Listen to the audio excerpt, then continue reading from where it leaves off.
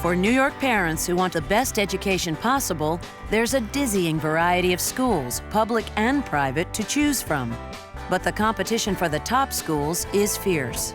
Kristen is hoping her son gets into a gifted public school, but she's hedging her bets and applying to privates too. 92nd and West End, please. She's on her way to Caleb's preschool to ask Director Marlene Barron which schools might offer financial aid. Tuition can cost $30,000 a year, almost her annual salary as a librarian. So, what are you looking at? Well, I would need a really, really substantial amount of financial aid. So I don't know how reasonable it is for me to put a lot of effort into looking at them, or... All right, you know, when I look at the schools in the city, there are two kinds of schools in terms of financial aid. There's the 50%ers. They give up to 50%. And that wouldn't even be enough for... Then there are the few deep pocket schools. Right.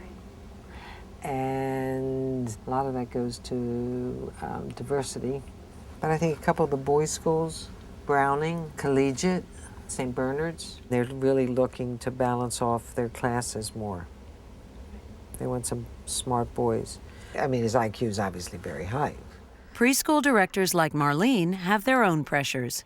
They have to find good schools for all their kids. The reputation of the preschool depends on it. You have to apply to a good 10 schools. There are just not a lot of schools with money. Yeah, that's what I'm That's the killer. I mean, he does, his energy and his smarts could, you know, open a lot of doors. It's just, is there going to be money? Right. She's a terrific, wonderful person. The kid is a terrific, wonderful kid. They need major, major, major money. They need everything. They need the top. I think it'd be fun to look at these schools, actually, in some way. Be fun. While Kristen and the other parents are looking at the schools are looking at them.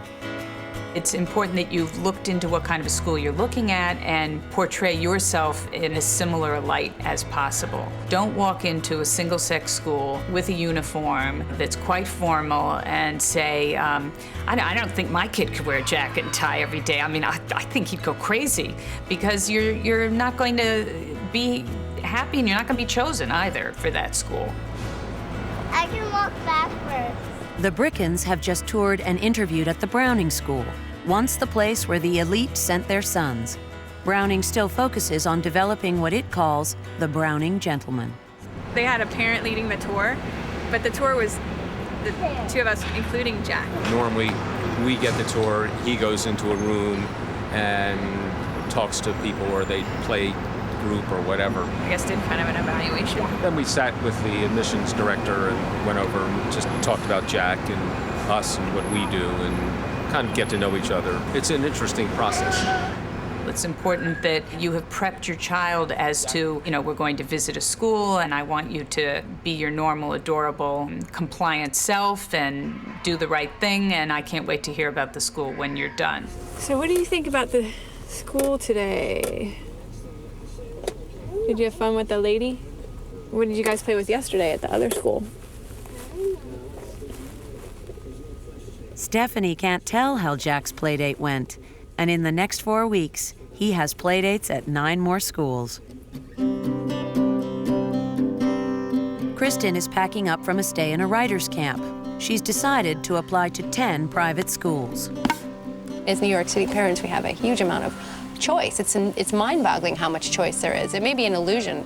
There may be actually no chance that I'm going to actually send my son to any of these beautiful schools that I'm looking at.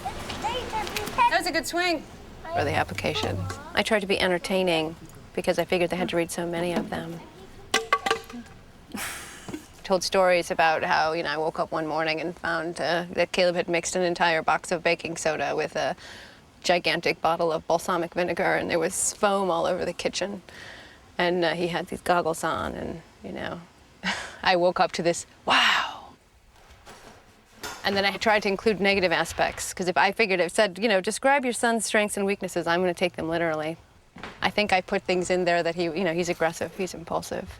He has a natural distaste for authority and a vigilante streak. So that's the truth.